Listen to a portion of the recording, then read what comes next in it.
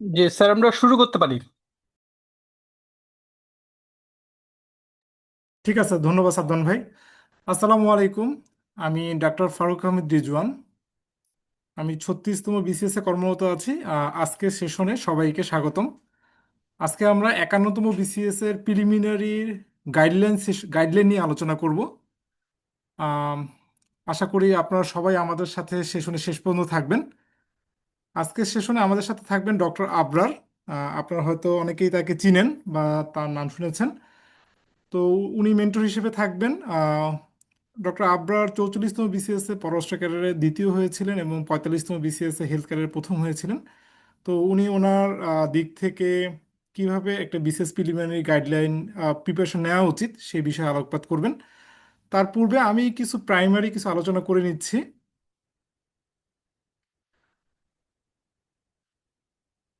তো এখন কিছু অনগোয়িং অ্যাপ্লিকেশন চলতেছে, যে এখন আপনারা অ্যাপ্লাই করতে পারবেন। একটা মাত্র অনগোয়িং অ্যাপ্লিকেশন এখন আছে, যেটা লাস্ট ডেট হচ্ছে 19শে এপ্রিল। তো এটা নিয়ে আমরা আলাদা একটা সেশন করব। তারপরে প্রাইমারি কিছু আইডিয়া আপনাদেরকে দিয়ে রাখি, সেটা হচ্ছে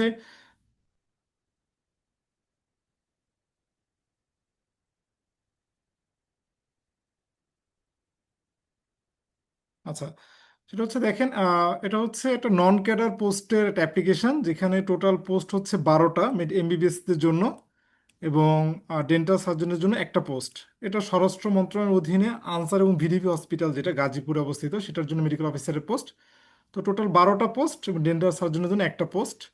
তো সেটার লাস্ট ডেট হচ্ছে 19শে এপ্রিল, খুব বেশি দিন সময় নেই। এটা আপনারা অ্যাপ্লাই করে ফেলতে পারেন যদি আগ্রহী থাকেন। আম, এটার পরীক্ষার প্যাটার্ন সম্পর্কে আমি একটু শর্টলি আলোচনা করব, যেহেতু একটু ডিফারেন্টলি পরীক্ষাটা হয়। তো এটা নিয়ে আমরা আলাদা একটা সেশন করব ডিটেলস, ইনশাল্লাহ 18 তারিখে। তার পূর্বে আমি জাস্ট একটু বেসিক কথাগুলো একটু সেরে নিচ্ছি, কারণ আসলে সময় খুবই কম এটার, এই অ্যাপ্লিকেশনের। তো এটা একটা নন ক্যাডার পরীক্ষা, যেহেতু নন ক্যাডারের প্রথমে প্রিলিমিনারি হবে, তারপরে রিটেন হবে। তো প্রিলিমিনারি যে এমসিকিউ, সেটা মার্কস ডিস্ট্রিবিউশনটা এরকম: বাংলাতে 20, ইংরেজিতে 20, সাধারণ জ্ঞানে 20 এবং আমাদের যে মেডিকেল সাবজেক্ট সেখান থেকে 40, টোটাল 100 মার্কসের পরীক্ষা। তো এটা 1 ঘন্টা একটা পরীক্ষা হবে। এটা কতজন টেকাবে এটা মোটামুটি ফিক্সড। সাধারণত 10 গুণ বেশি টেকায়, অর্থাৎ যেহেতু পোস্ট সংখ্যা 12টা, এটা 120 জনকে প্রিলিমিনারিতে টেকাবে। এরকমই গাইডলাইনটা এরকমই। তো তারপরে হচ্ছে রিটেন হবে। রিটেনের মার্ক ডিস্ট্রিবিউশন ফিক্স করা, যেমন এটা হচ্ছে একদিনই পরীক্ষা শেষ, এটা একটা সুবিধা। 4 ঘন্টা ব্যাপী একটা রিটেন হয়, একদিনই পরীক্ষা শেষ। তো বাংলা 40, ইংরেজি 40, সাধারণ জ্ঞান 40 এবং হচ্ছে আমাদের যে মেডিকেল সাবজেক্ট সেখান থেকে 80 মার্কস, টোটাল 200 মার্কসের একটা পরীক্ষা হয়। তো এটাই, এবং এটা এই যে বাংলা, ইংরেজি এবং সাধারণ জ্ঞানের যে সিলেবাসটা, সেটা আপনারা বিপিএসসির ওয়েবসাইটেই পাবেন। আমি কোথায় পাবেন সেটা নিয়ে একটু দেখিয়ে দিচ্ছি ছবিটা। তো বিপিএসসিতে যদি আপনি যান, তাহলে দেখবেন যে কিছু ডোমেইন আসে, যেমন পরীক্ষা সমূহ, নন ক্যাডার পরীক্ষা। এখানে আপনি নন ক্যাডার পরীক্ষার যে বেসিক গাইডলাইন সেটা পাবেন। পরীক্ষার সময় নোটিশ ও ফলাফল, এখানে দেখবেন নন ক্যাডার পরীক্ষা। এখানে হচ্ছে যে নন ক্যাডার পরীক্ষার বিভিন্ন যে নোটিশ থাকে বা ফলাফল থাকে সেটা পাবেন।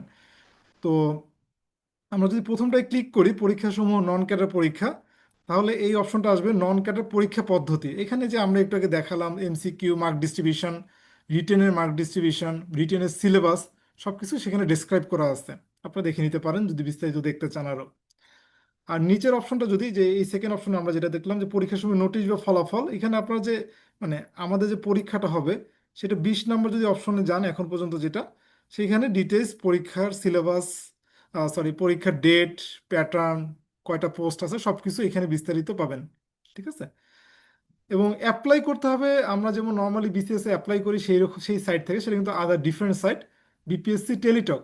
সেখান থেকে আপনি অ্যাপ্লাই করতে হবে যদি আপনি অ্যাপ্লাই করতে চান, বিস্তারিত জানবেন ওইখান থেকে। বাট অ্যাপ্লাই করতে হবে আপনাকে বিপিএসসি টেলিটক থেকে। সেখানে আপনি নন ক্যাডার যে অপশন আছে সেখানে গেলে আপনি হচ্ছে এখানে সার্কুলারে যদি ক্লিক করেন, তাহলে দেখবেন সার্কুলার নাম্বার যে সেকেন্ডটা, এটা হায়ার স্কেলের একটা আলাদা সার্কুলার, নিচেরটা হচ্ছে সার্কুলার আমাদের যেটা, সেই সার্কুলারে অ্যাপ্লাই অনে ক্লিক করলে আপনি হচ্ছে আপনার পোস্টগুলো পেয়ে যাবেন। তো এখানে 2টা পোস্ট আছে মেডিকেল অফিস এমবিবিএস দের জন্য। তো 2টা পোস্টে আপনি একটা পোস্টে অ্যাপ্লাই করতে পারবেন একবার অ্যাপ্লিকেশন করে। আপনি 2টা অ্যাপ্লিকেশন করতে পারবেন, 2বার টাকা জমা দিতে হবে। বাট একটা অ্যাপ্লিকেশনে আপনি একবার টাকা জমা দিয়ে একটা পোস্টের জন্য অ্যাপ্লাই করতে পারবেন। দুইটা অ্যাপ্লিকেশন, আপনি মাল্টিপল অ্যাপ্লিকেশন করতে পারবেন, মাল্টিপল টাকা জমা দিতে হবে মাল্টিপল পোস্টের জন্য, অর্থাৎ দুইবার আপনি টাকা জমা দিতে হবে দুইটা অ্যাপ্লিকেশনের জন্য, যদি দুইটা ডিফারেন্ট পোস্টে আপনি অ্যাপ্লাই করেন। এই মোটামুটি বেসিক ইনফরমেশন এগুলোই। তো আমরা 51তম বিসিএস কবে হবে এটা নিয়ে অনেকের কোশ্চেন থাকে। আমরা এটা আসলে 50তম বিসিএস এর টাইম লাইনটা যদি দেখি তাহলে আমরা হচ্ছে ক্লিয়ার হব যে আসলে কখন এইটার এই প্রোটোকল ফলো করেই আমাদের 51তম বিসিএস হবে এটা আশা করি। এই জন্য আমার সার্কুলারটা কবে হয়েছিল 50তম বিসিএস একটু দেখে নিই। সার্কুলার হয়েছিল 26শে নভেম্বরে। প্রিলিমিনারি পরীক্ষা 30শে জানুয়ারি হয়ে গেছিল, 30শে জানুয়ারি 2026-এ। বয়স সীমা ছিল হচ্ছে, বয়স সীমাটা সবসময় নভেম্বরে 1 তারিখ থেকে ক্যালকুলেট করে, যে নভেম্বরে 1 তারিখে যাদের বয়স 32 হয়ে গেছে বা 32 কম, 32 বা 32 কম, তারাই হচ্ছে অ্যাপ্লাই করতে পেরেছে। এটা সবসময় তাই হবে, যে পহেলা মানে বয়সের হিসাবটা কবে থেকে, মানে আমরা অনেকে চিন্তা করেন যে 32 বছর তো আমার হয়ে গেছে, সার্কুলার হয়েছে 26 তারিখ, তো বয়স যদি 26 তারিখে 32 বছর হয়ে যায় তাহলে কি আমি অ্যাপ্লাই করতে পারবো কিনা, না। বয়সটা সবসময় ক্যালকুলেট করা হয় 1 নভেম্বর থেকে। ঠিক আছে। এবং আরেকটা কোয়েশ্চেন থাকে অনেকেরই, যে অ্যাপিয়ার বা অবতীর্ণ হয়ে আহ, মানে পরীক্ষা শেষ হয় নাই, রিটেন ফাইনাল প্রফ, সে কি দিতে পারবে কিনা। ফাইনাল প্রফ যারা অ্যাপিয়ার করছেন তারা দিতে পারবেন একটা শর্ত সাপেক্ষে, যে তার মানে সার্কুলার যে লাস্ট ডেট থাকে, গতবার যেমন লাস্ট ডেট ছিল 31শে ডিসেম্বর, সার্কুলারের লাস্ট ডেটের মধ্যে সবগুলো রিটেন পরীক্ষা কমপ্লিট হইতে হবে। তাহলে তিনি অ্যাপিয়ার্ড হিসেবে, মানে রেজাল্ট দিতে হবে না, যদি তার সার্কুলার লাস্ট ডেটের মধ্যে সকল রিটেন পরীক্ষা সে কমপ্লিট করে, তিনি হচ্ছে অবতীর্ণ হিসেবে দিয়ে অ্যাপিয়ার করতে পারবেন, অসুবিধা নেই। এবং 50তম বিসিএস সিট সংখ্যা এমবিবিএস এর জন্য ছিল 698টা টোটাল, ইন টোটাল। তো এটা জাস্ট আপনাদেরকে এটা দেখানোর জন্য যে 51তম বিসিএস এর টাইম লাইনটা আসলে কখন হবে। তো আশা করা যায় 51তম বিসিএসও এরকম জানুয়ারির মধ্যে হয়ে যাওয়ার কথা। তো পরবর্তী সেশনটা শুরু করার আগে আমি জাস্ট আমাদের সিনাপসের যে 51তম বিসিএস এর আমরা যে লং কোর্সটা রান করছি সেটা নিয়ে একটু প্রাইমারি কথাটা আপনাদেরকে বলে রাখি, ইনফরমেশনটা সেটা হচ্ছে, এটা একটা আমাদের লং কোর্স এবং অনলাইন কোর্স, পুরোটাই লাইভ এবং অনলাইন, অর্থাৎ জুমে আমাদের ক্লাস হবে, লাইভ ক্লাস সবগুলোই। টোটাল ক্লাস সংখ্যা হচ্ছে 80টা, এবং 80টা লাইভ এক্সাম থাকবে, পাশাপাশি 80টা প্র্যাকটিস এক্সাম থাকবে। অর্থাৎ প্রতিটা ক্লাসের পরে আপনার দুইটা করে এক্সাম পাবেন, একটা লাইভ এক্সাম একটা প্র্যাকটিস এক্সাম। 8টা সাবজেক্ট ফাইনাল হবে একবারে সবগুলো ক্লাস শেষে, এবং 3টা মডেল টেস্ট হবে সব ক্লাস শেষে। তো আমাদের রুটিনটা যদি দেখাই, আমরা হচ্ছে 15ই মার্চ থেকে আমাদের এই প্রিলিমিনারি ব্যাচটা শুরু করেছি। মাঝখানে ঈদের কিছুদিন বন্ধ ছিল, এই জন্য সেকেন্ড ক্লাসটা বেশ দেরিতে হয়েছে 30শে মার্চ। তো এতদিন পর্যন্ত হচ্ছে আমরা সপ্তাহে 2টা করে ক্লাস রান করেছি। তো এখন থেকে আমরা সপ্তাহে 3টা করে ক্লাসে চলে যাব। যেমন আজকে একটা ক্লাস হচ্ছে, তারপরে 19, 21, 23, রবি, মঙ্গল, বৃহস্পতি, এই প্যাটার্নে আমরা 3টা করে ক্লাস নিব। কারণ আসলে বিসিএস এর জন্য রিভিশনের গুরুত্ব অনেক, এই জন্য সপ্তাহে 2টা করে ক্লাস নিয়ে শেষের দিকে প্রেশার ক্রিয়েট করতে আমরা চাচ্ছি না। এই জন্য আমাদের ক্লাসগুলো এখন থেকে সপ্তাহে 3টা করে ক্লাস হবে। তবে যদি যারা এখনো ভর্তি হন নাই বা মনে করতেছেন যে অনেকগুলো ক্লাস হয়ে গেছে, আমাদের টোটাল আজকে সব ক্লাস হচ্ছে 60টা। তো ক্লাসগুলো সবগুলোই রেকর্ডেড থাকবে অনলাইনে, আপনি যে কোনো সময় আপনার সময় অনুযায়ী দেখে নিতে পারবেন, সমস্যা নেই। তো যেটা আমরা বললাম, এটা আমাদের, এবং হচ্ছে আরেকটা অফার চলতেছে আমাদের, বৈশাখী অফার, 12ই থেকে 16ই এপ্রিল, অর্থাৎ আজকে লাস্ট ডেট। তো আপনারা যদি কেউ অ্যাডমিট হতে চান, তো আপনাদের ফোন নাম্বারটা আপনি এখানে ইনবক্স করে রাখতে পারেন, তাহলে আমাদের যে এক্সিকিউটিভ আছে উনি আপনাদের সাথে কমিউনিকেট করবেন। বৈশাখে যে অফার 35%, এটা আজকে শেষ দিন। এবং এটা এই নাম্বারটা রেখে দিতে পারেন, এটা হচ্ছে মিস্টার সাদমান, উনি হচ্ছে আমাদের এক্সিকিউটিভ। তো সকল ব্যাপারে, যে ভর্তি সংক্রান্ত বা অন্য যে কোনো ব্যাপারে তার সাথে কমিউনিকেট করতে পারেন যে কোনো ইনফরমেশন দরকার হলে। এই মোটামুটি, সবাইকে ধন্যবাদ। ডক্টর আবরার আপনাদের পরবর্তী সেশনটা কন্টিনিউ করবেন। আম, উনি মেনলি 51তম বিসিএস যে প্রিলিমিনারি সেটা সম্পর্কে একটা গাইডলাইন দিবেন আপনাদেরকে। ডক্টর আবরার, আপনি কি আছেন?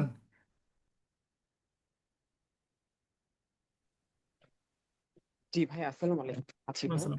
তাহলে আপনার, আপনি পরবর্তী সেশনটা কন্টিনিউ করেন, আমি তাহলে আপনাকে ছেড়ে দিচ্ছি, ঠিক আছে? জি, ওকে। আচ্ছা, আসসালামু আলাইকুম। শুভ সন্ধ্যা সবাইকে। আমি ডাক্তার আবরার হাসান। আহ, আমি হচ্ছে বিসিএস প্রিলিমিনারি বিষয়ে আর কি আপনাদের সাথে একটু গল্প গুজব করব কিছুক্ষণ। তো আমি টু দ্য পয়েন্ট আলোচনাগুলো প্রথমে একটু সেরে ফেলি, তারপরে হচ্ছে আমি আমার নিজের কিছু ইনসাইট গুলো শেয়ার করব। যেহেতু এখন সবাই হচ্ছে অনেক ব্যস্ত, সবার অনেক রকমের কাজ, তো আমি টু দ্য পয়েন্ট আলোচনাটাকে সেরে ফেলি।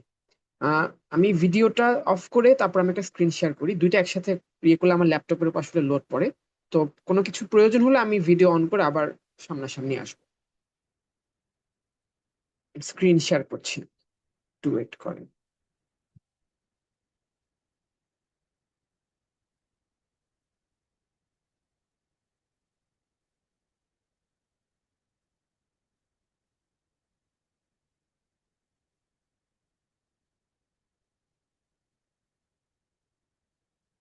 আচ্ছা, আমার স্ক্রিনটা কি দেখা যাচ্ছে? কেউ একজন যদি একটু বলতেন, বা সিনেপস জি থেকে কেউ দেখা কি যাচ্ছে। আছে?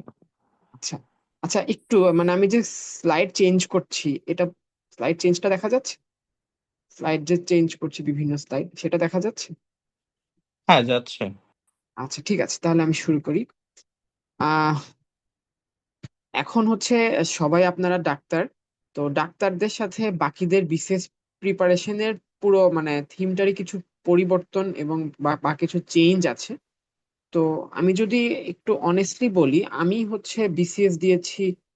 ধরেন যে কোনগুলো আমি আগে একটু শেয়ার করি, যে কোনগুলো হচ্ছে আমি দিয়েছি। আমি ফার্স্ট দিয়েছি 44, 45, 46, 48।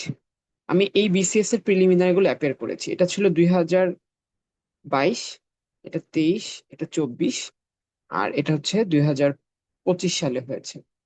তো 2022 সালে আমি হচ্ছে মানে আমি আমার নিজের জার্নিটা শেয়ার করছি, তাহলে হয়তো আপনারা নিজেদের সাথে হয়তো মেলাতে পারবেন। তো 2022 সালে আমি তখন ইন্টার্নশিপ শুরু করেছি। আমার ইন্টার্নশিপ শুরু হয়েছে নভেম্বর 2021।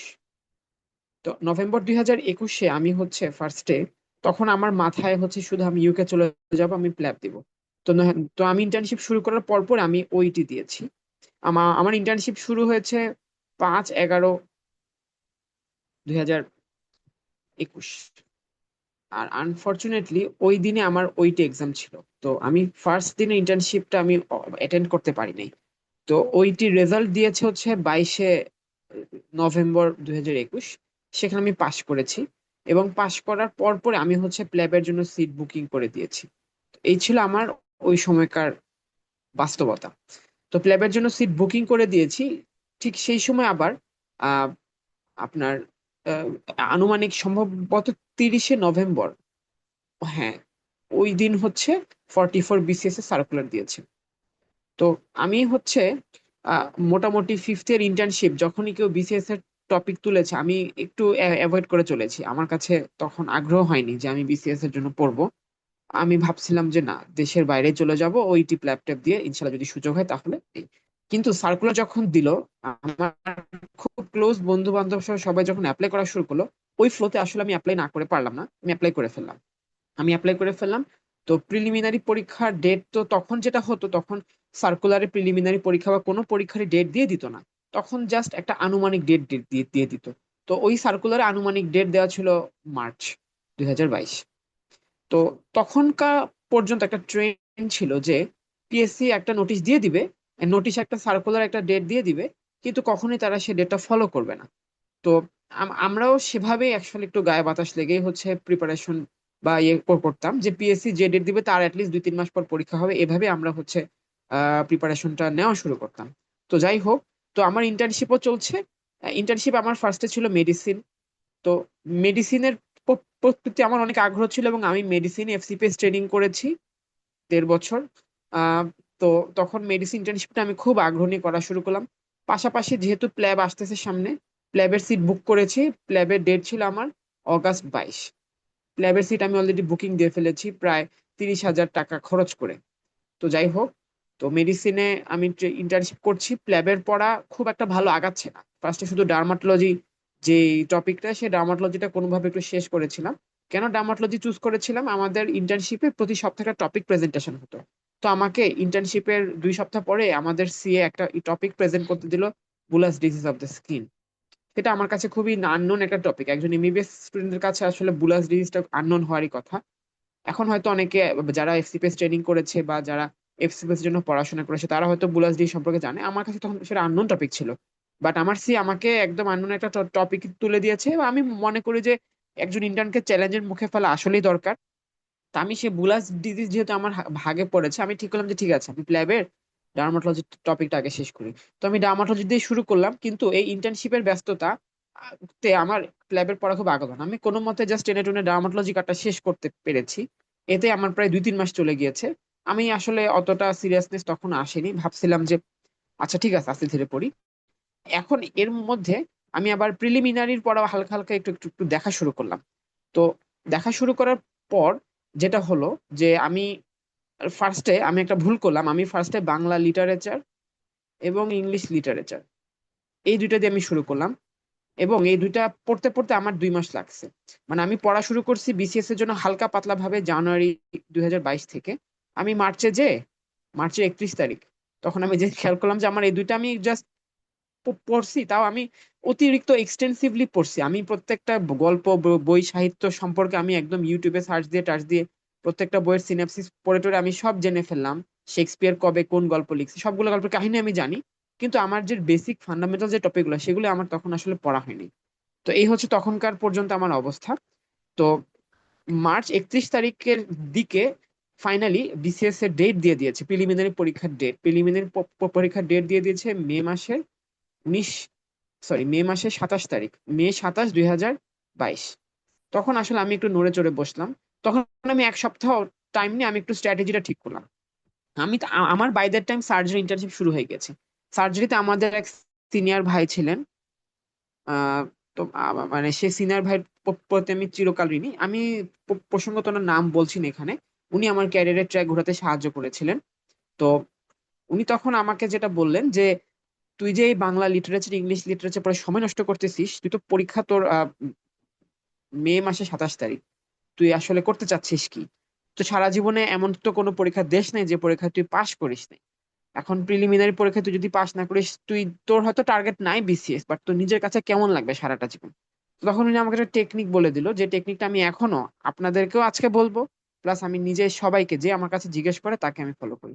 সে আমাকে হাই ইল্ড আর লো ইল্ড টপিক ভাগ করে দিল, সে নিজে ভাগ করে দিল। সে আমাকে বললো যে তুই এই সাবজেক্ট গুলো আগে পড়, আগে শেষ কর, এই টপিক গুলো আগে শেষ কর, এরপর যদি টাইম থাকে তখন তুই এই টপিক গুলো শেষ করবি। এবং এই যে বাংলা লিটারেচার ইংলিশ লিটারেচার আমি 2 মাস সময় নষ্ট করলাম, এগুলো ছিল লো ইল টপিক। তো যাই হোক, আমি 7 থেকে 10 দিন আমি সায়েন্সটা পড়া শুরু করলাম। পাশাপাশি আমি হচ্ছে যে ম্যাথ করা শুরু করলাম। এরকম আরো একাধিক 6-7টা, 3-4টা আমি হাইয়েল টপিক একটু একটু করে পড়া শুরু করলাম। পাশাপাশি ওই সময় লাইভ এমসিকিউ ছিল। লাইভ এমসিকিউতে আমি যেটুকু পড়লাম ততটুকু আমি পরীক্ষা দেওয়া শুরু করলাম। দেখলাম যে আমি যেটা পড়ছি ভালো করে সেটা আমি বেশ ভালো মার্কই পাচ্ছি, কাটমার্ক থেকে ভালোই পাচ্ছি। আহ তখন আমি আহ, খুব একটু দ্বিধাদ্বন্দ্বে পড়ে গেলাম যে আমি যদি সামনের 1.5 মাস একদম খুব ভালো মতো কাজে লাগাই, আমি হয়তো নিজের কাছে আফসোস থাকবে না, আমি মোটামুটি নিজের বেস্ট প্রিপারেশনটুকু নিয়ে আমি পরীক্ষা দিতে পারবো, যদি আল্লাহর হুকুম থাকে আমি পরীক্ষায় পাশ করে ফেলতে পারবো। কিন্তু আবার এই 1.5 মাস বা 2 মাস যেহেতু আমার, তো ওই সময় হচ্ছে ফর এক্সাম্পল এপ্রিল মাস, আর আমার প্ল্যাব হচ্ছে অগাস্ট মাসে। তো আমার কাছে আমি যদি মে পর্যন্ত শেষ করে খেয়ে ফেলি, জুন জুলাই আগস্ট, যেটা আসলে প্ল্যাবের বাই দ্য টাইম আমার শুধুমাত্র ডার্মাটোলজি কার্ডটাই পড়া হয়েছে। আমার জন্য এটা খুবই মানে ডিফিকাল্ট একটা সিচুয়েশন হয়ে গেল, যে খুব ডাইলেমাতে আমি পড়ে গেলাম যে আমি কি করব। আমি তখন যেটা করলাম, আমি খুবই আসলে একটা আনকনভেনশনাল সিদ্ধান্ত নিলাম। সরি, ওই এটা চলে গেলো, আচ্ছা সমস্যা নেই। আমি তখন খুবই আনকনভেনশনাল একটা সিদ্ধান্ত নিলাম। আমি ঠিক করলাম যে আহ সরি, আমি একটু স্ক্রিনটা ওপেন করেই কথা বলি। আচ্ছা, তাহলে আমার তখন হচ্ছে মে থেকে, মানে আমার তখন টাইম আছে জুন জুলাই আগস্ট। আমি তখন সিদ্ধান্ত নিলাম যে যা হয় হয়, আল্লাহ আমার হুকুমে যা রাখছে রাখছে। আমি বিসিএস একটু ভালো করে দেই, এই 1.5 মাস ভালো করে পড়ি। এবং কি করব, প্ল্যাব তো আসলে 3 মাস দেওয়ার মানে টাকা লস, তো আমি প্ল্যাবটা আমি না দেই, আমি প্ল্যাবটা ক্যান্সেল করে দিই। তো তখন ছিল সম্ভবত এপ্রিল মাসের 7 তারিখ। ল্যাবের একটা ইয়ে আছে সম্ভবত 90 দিন, 90 ডেজ, 90 ডেজ এর মধ্যে কেউ যদি ক্যান্সেল করে জাস্ট 10% টাকা কেটে রাখবে, বাকিটা তাকে ফেরত দিয়ে দিবে। তো আমি তৎক্ষণাৎ প্ল্যাবের সিট, আমি জাস্ট 10-15 মিনিট চিন্তা করলাম, তৎক্ষণাৎ আমি সিদ্ধান্ত নিয়ে আমি প্ল্যাবের সিট বন্ধ করে দিলাম। এবং 1-2 দিনের মধ্যে আমি 27,000 টাকা ব্যাক পেলাম। তো যাই হোক, এবং তখন আমি আর কোনো আফসোস করলাম না, কোনো রকম রিগ্রেট করার টাইমও রাখলাম না। আমি একদম কায় মনোবাক্যে আমি তখন থেকে প্রিলিমিনারি পড়া শুরু করলাম। এবং প্রিলিমিনারি পড়া যে শুরু করলাম, এটা একটু আপনাদেরকে আমি বলতে চাই, আমি ইন্টার্নশিপ একদিনও বাদ দেই নাই। আমি ওই সময় আমার সার্জারি প্যারেন্ট ইন্টার্নশিপ চলতেছিল, আমি ডিউটি করেছি, নাইট ডিউটি করেছি, পোস্ট অ্যাডমিশন করেছি, বাট এর ফাঁকে ফাঁকে আমি যখনই টাইম পেয়েছি আমি বিসিএস প্রিলিমিনারি পড়া এগিয়ে নিয়েছি। তো যাই হোক, একটু গল্পটা বেশি হয়ে যাচ্ছে। 44 বিসিএস এর প্রিলিমিনারি পরীক্ষায় আমি 148টা দাগিয়েছি, এবং আমার মার্ক আমি শেষে গুনে দেখেছি 133 থাকে। আলহামদুলিল্লাহ আমি ওই বিসিএসটা আমি ক্র্যাক করতে পেরেছি। তো এখন এই হচ্ছে আমার মানে at least up to that point আমার বিসিএস জার্নি। তো এখন আমি আহ, আপনাদেরকে যেটা বলতে চাই, এই যে এতগুলা কথা যে একটু বললাম, এটার মেসেজটা কি? এটা মেসেজটা হচ্ছে যে আপনি যদি কখনো সিদ্ধান্ত নেন যে আপনি বিসিএস প্রিলিমিনারি দিবেন, আপনি বিসিএস প্রিলিমিনারি দিবেন, আপনি একটা ক্লিয়ার গোল সেট করেন যে এখন এখন কোন মাস বা এখন কোন মাস চলে আর আপনার এক্সাম কবে, এক্সাম হোয়েন, এবং আপনি এটা সিলেক্ট করেন যে আপনি এই সময়টুকু আপনি কিভাবে ইউটিলাইজ করবেন। আপনি কি মাল্টিপল জিনিস একসাথে জাগল করবেন? আপনি কি এফসিপিএস বা এমডিএমএস এর পড়া পড়বেন, বা আপনি কি হচ্ছে অন্য কোনো অন্যান্য বিভিন্ন জব থাকে সে জবের অ্যাপ্লাই করবেন, নাকি আপনি শুধুমাত্র বিসিএস এর পড়াই পড়বেন, নাকি আপনি সব একসাথে করবেন, নাকি যে কোনো একটা করবেন? ঠিক আছে, তো এটা পার্সন টু পার্সন ভ্যারি করে, এটা এক একজন মানুষের চয়েস একদম এক এক রকম। অনেকে আছে যে আহ, হয়তো 2 মাস সময় আছে আর এফসিপিএস এর এখন এখন ধরেন যে অনেকেরই জুন জুলাই জুন মাসে এফসিপিএস আছে, অনেকে ভাবছে যে আমি এই 2 মাস শুধু এফসিপিএস টাই পড়ি, এরপরে বিসিএস এর পড়া পড়বো। যদি তাই হয়, that is very fine decision. এই 2 মাস আপনি শুধু এফসিপিএস এর পড়াটাই পড়েন, এবং এরপর আপনি শুধু বিসিএস প্রিলিমিনারি পড়াটাই পড়েন। আর যদি কেউ সিদ্ধান্ত নেন যে দুইটাই একসাথে করে পড়বেন, সেটা আপনার একান্ত সিদ্ধান্ত। সেখানে আপনাকে ওভাবে টাইম এবং স্ট্র্যাটেজি সিলেক্ট করে আপনাকে আগাতে হবে। বাট যেই সিদ্ধান্ত আপনি নেন এবং যেই মুহূর্তে নেন, তখন থেকে আপনি সেই সিদ্ধান্তে দয়া করে ফিক্সড হয়ে যান।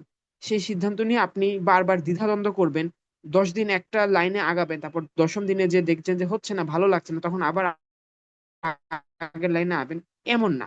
যে সিদ্ধান্তটা নিয়েছেন সেই সিদ্ধান্তটা নিয়ে মনটাকে শক্ত করে আপনারা এগিয়ে যান। ইনশাল্লাহ যদি সাহস আপনাদের আল্লাহ দেয়, সৃষ্টিকর্তা দেয়, এবং শেষ পর্যন্ত আপনারা পরীক্ষার আগের দিন পর্যন্ত নিজের সর্বোচ্চটুকু দেন, যেই পরীক্ষাটাই দেন সেটা সিলেবাসটুকু যদি শেষ করে পরীক্ষার হলে যান, মডেল টেস্ট দিয়ে পরীক্ষার হলে যান, তাহলে আপনি বেশিরভাগ ক্যান্ডিডেট থেকে এগিয়ে থাকবেন। এখন এই ছিল আমার ফার্স্ট টাইম বিসিএস জার্নি। তো একবার যখন আমি ক্র্যাক করলাম প্রিলিমিনারি, তখন আসলে টু বি অনেস্ট, যেহেতু প্রিলিমিনারি পরে রিটেনে পড়া শুরু করতে হয়, আমি রিটেনই পড়েছি। আমার রিটেন হওয়ার কথা ছিল আহ সেপ্টেম্বর 2022-এ। তো রিটেনটা পিছাতে পিছাতে ডিসেম্বর 2022-এ চলে যায়। আমার ইন্টার্নশিপ শেষ হয় নভেম্বর 2022-এ। তো প্রিলিমিনারির সময় বা রিটেনের সময় কোনো সময় আমি ইন্টার্নশিপের একদিনও মিস দেইনি। বাট রিটেনের প্রিপারেশনটা যেহেতু অনেক এক্সটেন্সিভ হয়, ইন্টার্নশিপের সময় রিটেনের প্রিপারেশন নেওয়াতে আমার সার্জারির যে ব্রাঞ্চ, তারপর হচ্ছে আমার গাইনি, এটা আসলে আমি অনেকটু কম্প্রোমাইজ করে ইন্টার্নশিপ করেছি, এবং এটাতে আমার রিগ্রেট আছে। সার্জারির যে ব্রাঞ্চ এবং গাইনির অনেক কিছু আসলে আমি দেখে যাওয়া বা জেনে যাওয়া উচিত ছিল, যেটা হয়তো আমি বিসিএস প্রিপারেশনের ব্যস্ততার জন্য আমি নিতে পারিনি। তো সেটা যা হয়েছে তা হয়েছে, it is what it is.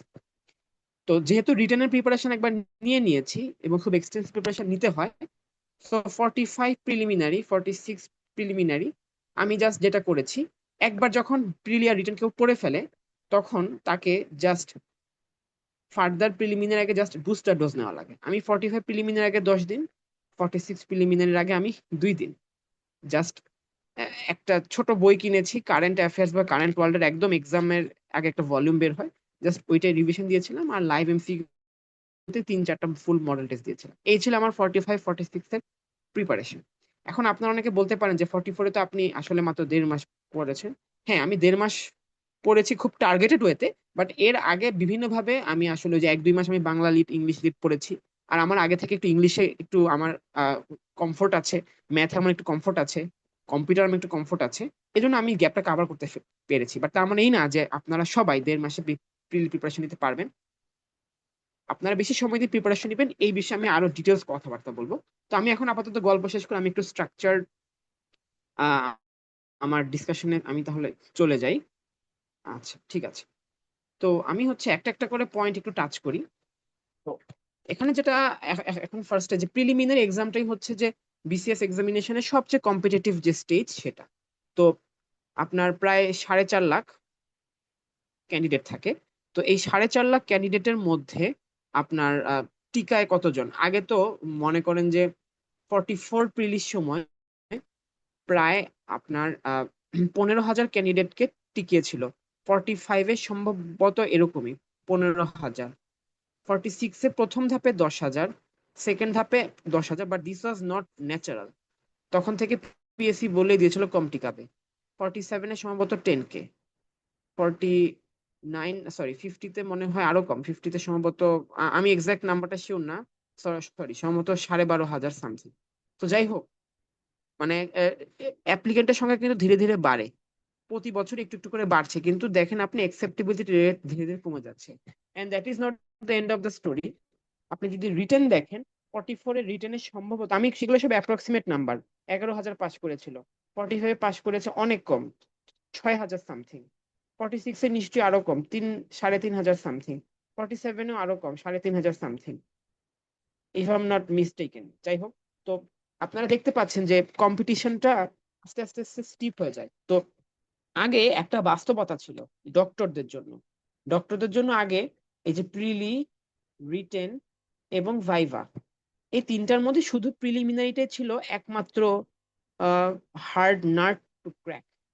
Preliminary pass করলেই আমরা ডক্টররা কমফোর্টেবল হয়ে যেতাম যে ঠিক আছে, এখন কোনো মতে রিটেন আর কোনো মতে ভাইভাটা পাশ করে যাই। কারণ কি, দেখা যেত যে প্রিলিমিনারিতে, ফর এক্সাম্পল ডক্টরদের পোস্ট আছে 1,000, দেখা যেত প্রিলিমিনারিতে ডক্টর পাশ করেছে 500 জন।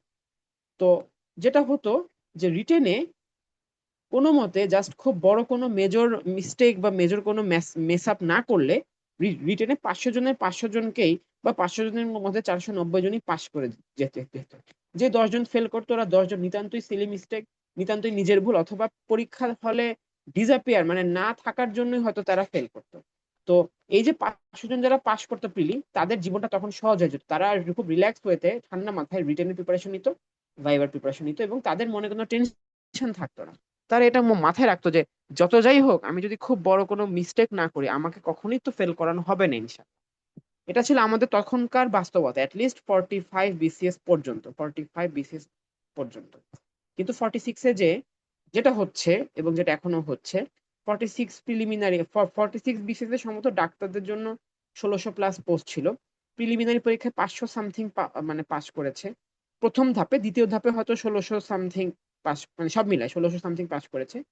কিন্তু রিটেনে পাস করেছে সম্ভবত মাত্র 400 সামথিং জন। এই হচ্ছে সমস্যা। 47-এ ডক্টরদের পোস্ট ছিল 1,300টা, কিন্তু প্রিলিতে পাস করলো সব মিলায় সম্ভবত 400 জন অ্যাপ্রক্সিমেট, রিটেনে পাস করেছে 225 জন। তো আপনারা তাইলে এখন যে বাস্তবতাটা আমি বারবার আপনাদেরকে বলতে চাচ্ছি, সেই বাস্তবতাটা হচ্ছে আপনার, মানে আগে আমরা প্রিলি পাস করলে খুব কমফোর্টেবল থাকতাম, এবং আমরা প্রিলিটাকে খুব হাই ফোকাস দিতাম ডক্টররা। আমরা রিটেন নিয়ে অত চিন্তা করতাম না, রিটেন নিয়ে আমরা চিন্তা শুরু করতাম রিটেন পরীক্ষার ডেট গুলো দিলে, বা প্রিলি পাস করার পর। কিন্তু এখন প্রিলির থেকে যেন রিটেনের ধাপটা উচ্চারণ আরো ডিফিকাল্ট হয়ে গিয়েছে।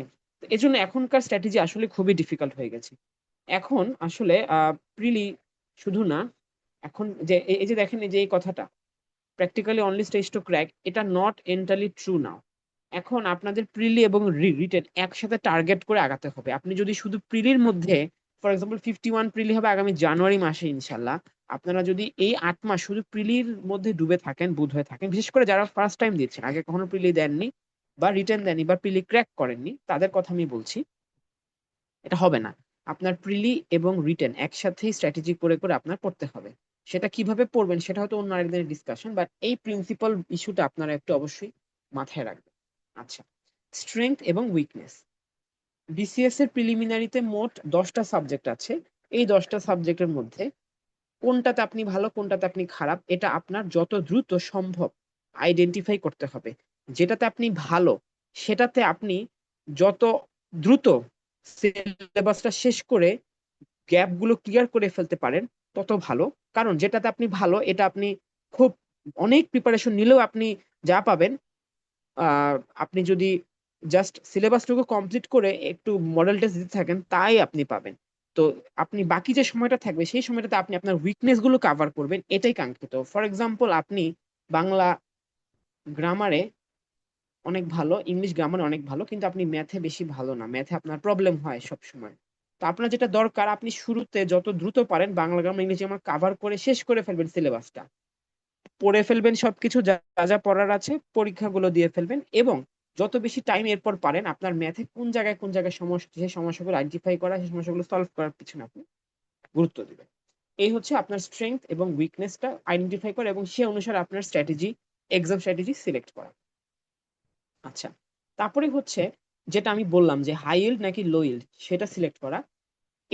এটাও অনেক ক্ষেত্রে স্ট্রেংথ এবং উইকনেস এর সাথে ডিপেন্ডেন্ট, বাট অনেক ক্ষেত্রে নট এন্টারলি ট্রু। অনেক সাবজেক্ট থাকে যেগুলোর কোয়েশ্চেন গুলো খুবই টু দি পয়েন্ট কোয়েশ্চেন আসে। আপনি যদি সিলেবাস মোটামুটি শেষ করেন পুরোটা, আপনি 80 to 90% কোয়েশ্চেন আপনি অ্যান্সার করতে পারবেন। আপনি যদি কনসেপ্টটা জানেন, আপনি অ্যান্সার করতে পারবেন। ওইটাকে আমরা বলছি হাই ইল্ড টপিক। আর যদি এমন হয় যে আপনি যেই টপিকটা অনেক পড়লেন, অনেক একদম একদম নাড়ি ভুড়ি সব উদ্ধার করে ফেলেন পড়তে পড়তে, কিন্তু পরীক্ষার হলে যেয়ে দেখলেন যে প্রশ্ন এমন আসলো যে আপনি 10% 20% কোয়েশ্চেন আসলে ধরতেই পারতেছেন। এটার একটা প্রকৃষ্ট উদাহরণ হচ্ছে যে সাহিত্য, বিশেষ করে বাংলা সাহিত্য এবং ইংলিশ সাহিত্য। ইংলিশ সাহিত্যটা একটু কম, বাংলা সাহিত্য বেশি।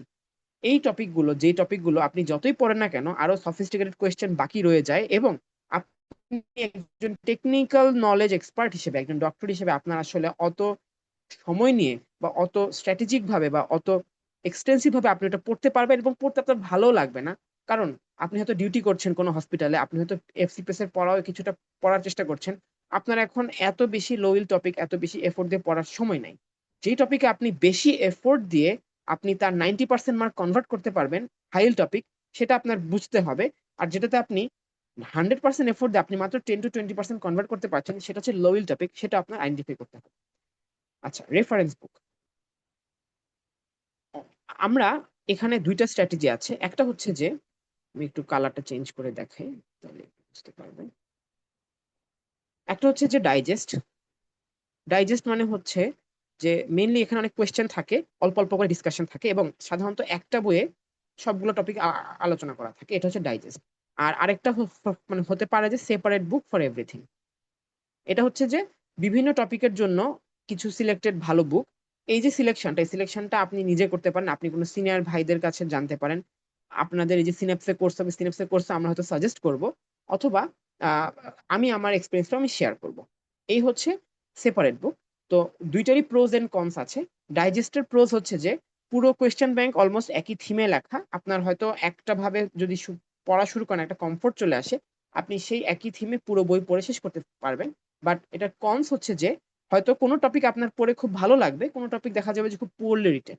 কারণ একজন মানুষ বা এক গ্রুপ অফ পিপল যেহেতু লিখেছে, ওরা হয়তো সব ক্ষেত্রে সমান অ্যাপটিটিউড নাই বা সমান দক্ষতা নাই দেখে এরকম হয়েছে।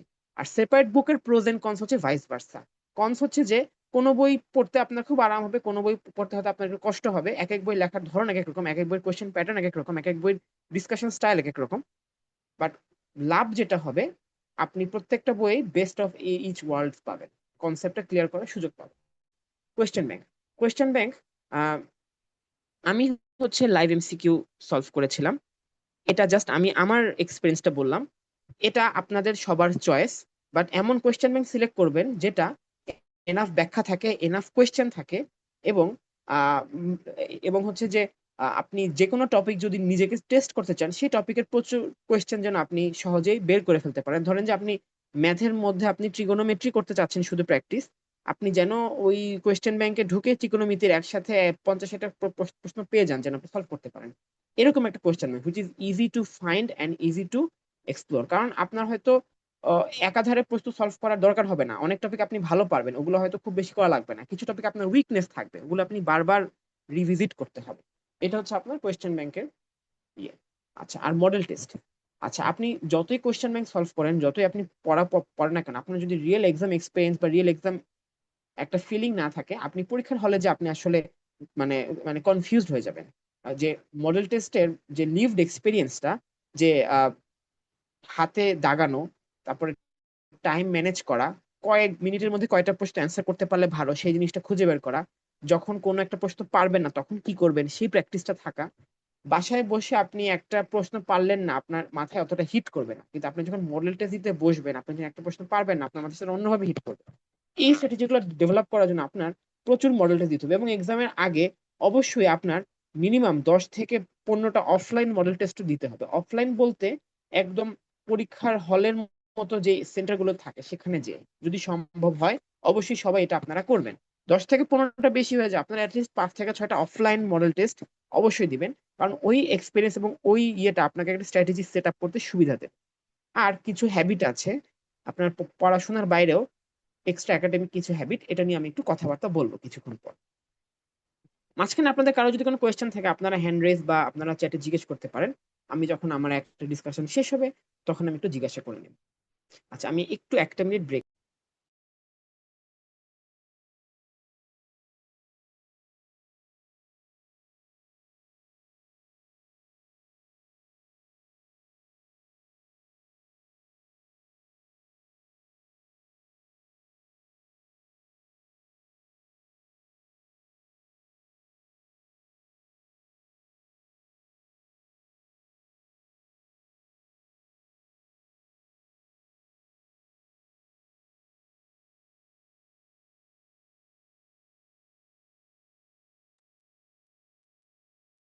ঠিক আছে, এখন আমরা দেখি যে আমাদের নেক্সট ডিসকাশনটা আমরা কন্টিনিউ করি।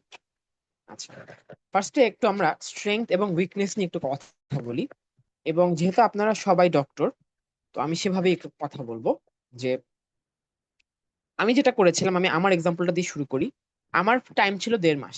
আমি যদি খুব সিম্পলি বলি, এই 1.5 মাস সময়ের মধ্যে প্রথম 1 মাস আমি আমার নিজের স্ট্রেংথের সাবজেক্ট গুলো আমি কাভার করেছি, এবং আমার নিজের স্ট্রেংথের সাবজেক্ট গুলো প্রত্যেকটা ছিল হাই ইল্ড টপিক, একটা দুইটা বাদে।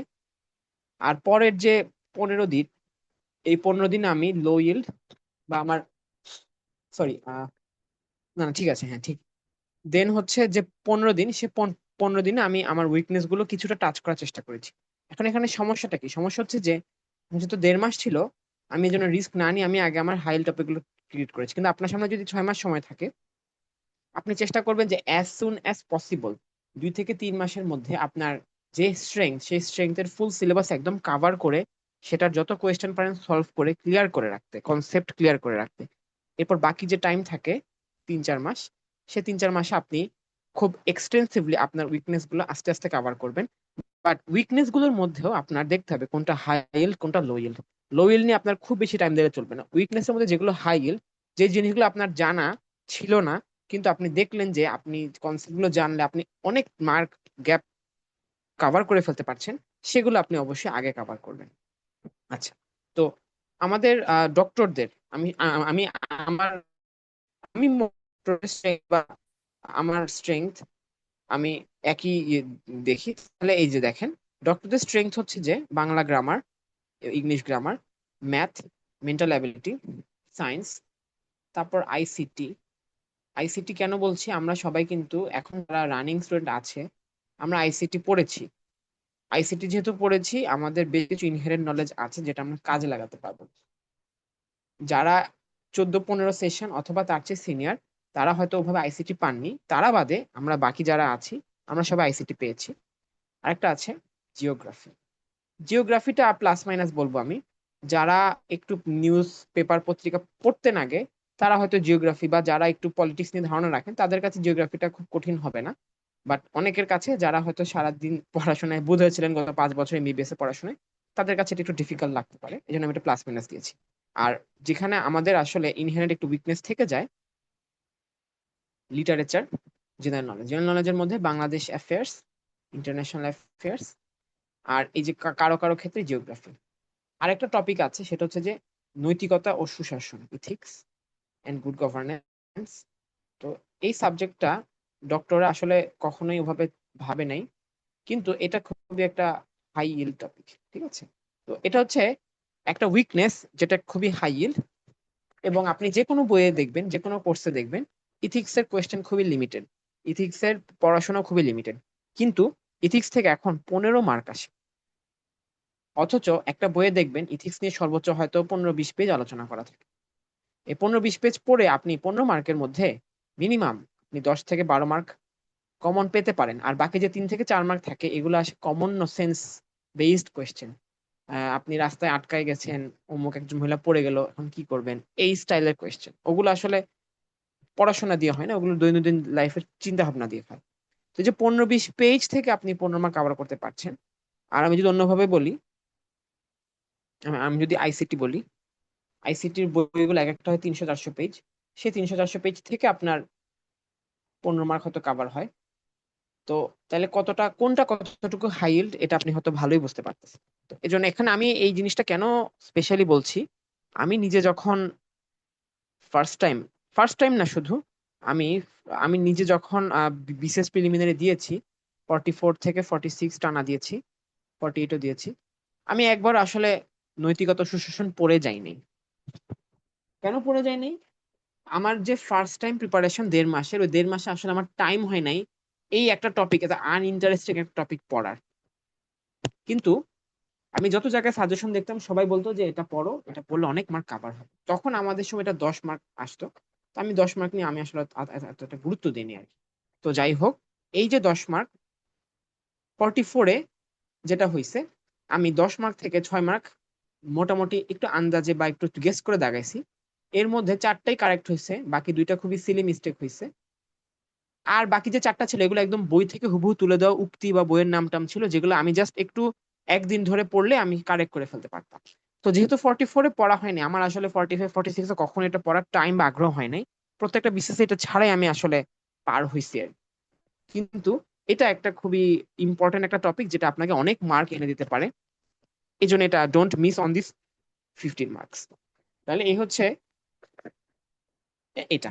আর আরেকটা জিনিস যে গ্রামার এবং ম্যাথ, এটা হয়তো আপনাদের অনেকেই মনে করতে পারেন যে আপনারা স্ট্রং, কিন্তু টু বি অনেস্ট আপনারা লাস্ট ম্যাথ করেছেন হয়তো 6-7 বছর আগে, আপনারা লাস্ট গ্রামার প্র্যাকটিস করেছেন হয়তো 6-7 বছর আগে, আপনাদের অনেকেই হয়তো গাইড পড়েছেন বা টেক্সট বই পড়েছেন, কিন্তু হয়তো আপনার ইংলিশে কোনো কমিউনিকেট করেন নাই এই গত 5-7 বছর। ইংলিশে হয়তো মুভি ওভাবে দেখা হয় নাই, টিভি সিরিজ দেখা হয় নাই, হয়তো ইংলিশে কারোর সাথে কথা বলা হয়নি, ইংলিশে কোনো পেপার পত্রিকা পড়া হয়নি, কোনো গল্পের বই পড়া হয়নি। এজন্য ইংলিশের যে টাচটা আপনাদের স্কুলে থাকতে ছিল সেটা হয়তো এখন হারিয়ে গেছে। আর অনেকে আছে যে হয়তো এতটুকু এক্সপোজারও হয়তো নাই। আর যাদের এক্সপোজার আছে ইংলিশে এভাবে, তাদের জন্য ভেরি ওয়েল এন্ড গুড। আর বাংলা গ্রামার ক্ষেত্রে সেম, আপনারা হয়তো তুখোড় গ্রামার বিদ ছিলেন, ব্যাকরণবিদ ছিলেন ইন্টারমিডিয়েট পর্যন্ত, বা টাচে নাই। আপনি তো মনে করতে পারেন আপনি তো ভালোই পারতেন, কিন্তু পচা শামুকে যেমন পা কাটে। তো যেগুলো আপনি মনে করেন যে আপনার strength, please review, please revisit, যে আপনি আসলে এখানে যেটা যে পুরো সিলেবাস ধরে ধরে ধরে শেষ করে ফেলা, এবং তখন যে ফার্দার উইকনেস গুলো বের হয় সেগুলো ভালোভাবে সলভ করা। এই হচ্ছে all about preliminary strength and weakness. এখন আসি হাই ইল্ড ভার্সেস লো ইল্ড। আচ্ছা, এটা নিয়ে আমি অলরেডি একটু বলেছি যে when effort translates to proportional outcome high yield, এফোর্টটাকে আমরা অনেকভাবে বলতে পারি। ফর এক্সাম্পল, আপনি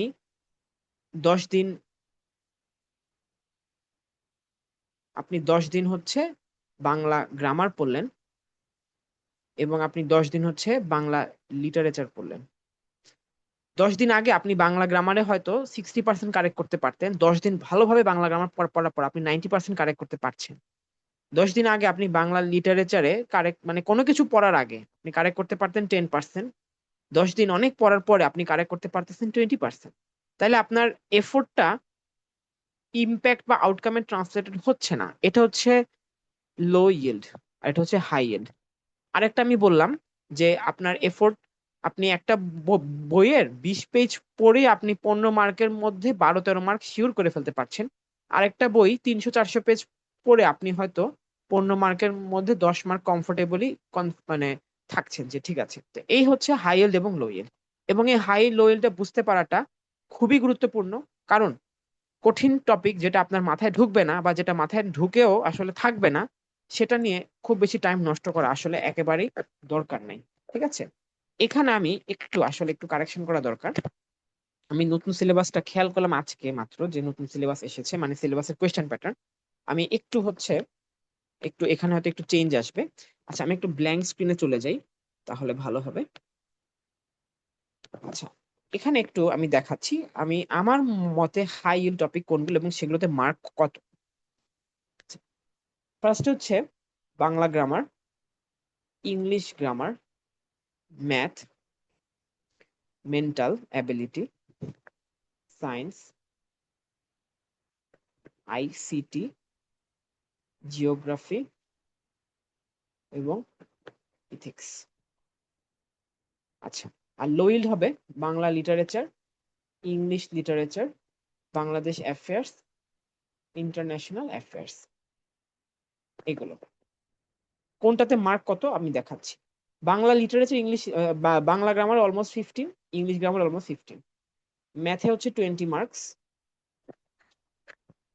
ম্যাথে 20 মার্কস, মেন্টালে 15 মার্কস, সায়েন্সে 15, আইসিটি 15, এতে 10 আর ইথিক্সে 15। তাহলে টোটাল কত মার্কস আপনারা নিজেরা অ্যাড করে দেখেন। 1 2 3 4 5 6 15 90, 90 আর 10 100, 120, 120 মার্ক হাইল্ড। আর এখানে 70, সরি 80, 80 মার্ক লো ইল্ড। তো এই যে আপনি যদি এই টপিকগুলো খুব ভালো মতো আপনার প্রিপারেশনের শুরুতে as soon as and within as little time as possible আপনি কাভার করেন, একদম ফুল সিলেবাস আপনি একদম খুব কনসেপ্ট ক্লিয়ার করে কাভার করেন আপনি, এবং 120 মার্কে আপনি টার্গেট করেন যে আমি 120 মার্কে আমি অ্যান্সার করার জন্য I will strive two answer 120 mark. আপনি এই 120-এর মধ্যে মিনিমাম আল্লাহ যদি হুকুমে রাখে আপনি কমফোর্টেবলি 100 থেকে 105 আপনি কাভার করতে পারবেন, যদি জাস্ট আপনি এই সিলেবাসটা খুব স্মুথলি শেষ করতে পারেন, স্মুথলি যদি আপনি এই সিলেবাসটা শেষ করতে পারেন। আর এই যে বাকি যে 80 মার্ক থাকলো, 80 মার্ক থাকলো, এই 80 মার্কের মধ্যে 80 মার্ক নিয়ে আপনি আগে এই 120 মার্কের প্রিপারেশনের পর আপনি এই 80 মার্কের প্রিপারেশনটা ভালো মতো শুরু করবেন। বাংলা লিটারেচার, ইংলিশ, আচ্ছা এখন আমি একটু বলি এই প্রত্যেকটা টপিক, আমি যদিও বলছি লো ইল্ড, এই প্রত্যেকটা টপিকের মধ্যে there are some topics, some subtopics which are high yield. তাইলে লো ইল্ডের মধ্যেও হাই ইল্ড কিছু সাব টপিক আছে। আমি জাস্ট আমার এক্সাম্পল গুলো দিচ্ছি। বাংলা লিটারেচারে প্রাচীন, মধ্যযুগ, তারপর হচ্ছে মুক্তিযুদ্ধ, স্বাধীনতা, ভাষা আন্দোলন, এই বিষয়ক সাহিত্য, তারপর বিভিন্ন সংবাদপত্রের নাম, বিভিন্ন সংবাদপত্রের নাম, প্রকাশক, প্রকাশকাল, প্রকাশকাল, তারপর আহ এই যে এই টপিকগুলো, এরকম আরো বেশ কিছু টপিক আছে যেগুলো খুবই অল্প সময়ের মধ্যে আপনি কাভার করে ফেলতে পারবেন, এবং এখান থেকে যেই 5-7টা কোয়েশ্চেন আসে আপনি যদি এই টপিকগুলো পড়েন এগুলো আপনি পারবেন ইনশাআল্লাহ।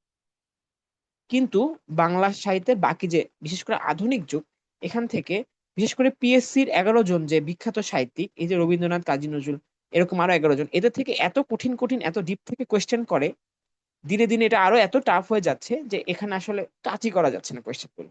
সো এখানেও আপনি যদি বাংলা লিটারেচার পড়ার সিদ্ধান্ত নেন আপনি এর মধ্যে যে হাইল সাব টপিক গুলো আছে এগুলোকে কভার করবেন।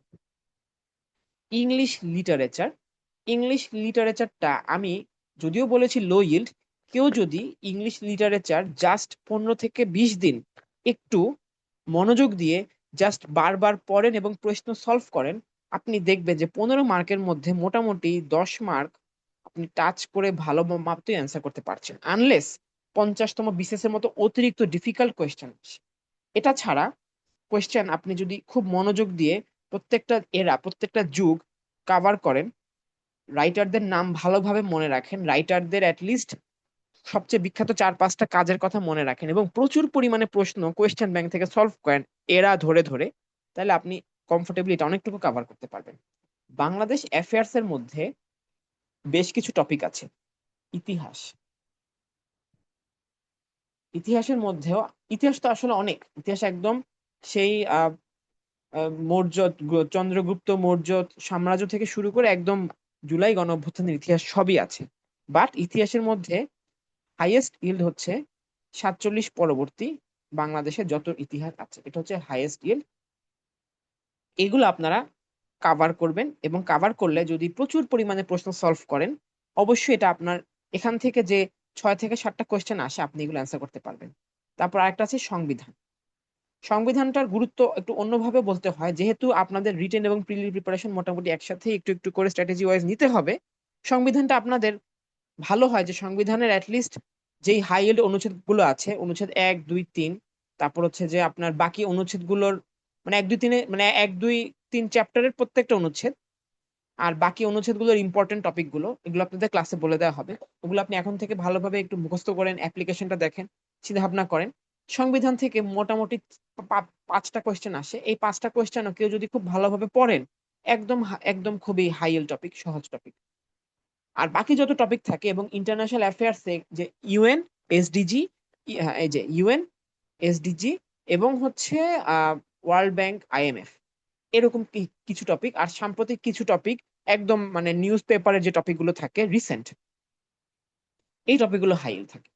তো যাই হোক, আমার কথা যেটা যে আমি যদিও বলছি লো ইল্ড, বাট লো ইল্ড টপিকগুলোর মধ্যে আপনারা যদি খুব ভালোভাবে খুব একটু চিন্তা ভাবনা করে একটু পড়াশোনা করেন, আপনারা লো ইল্ড টপিকগুলোর মধ্য থেকে অনেকগুলো নাম্বার বের করে আনতে পারবেন।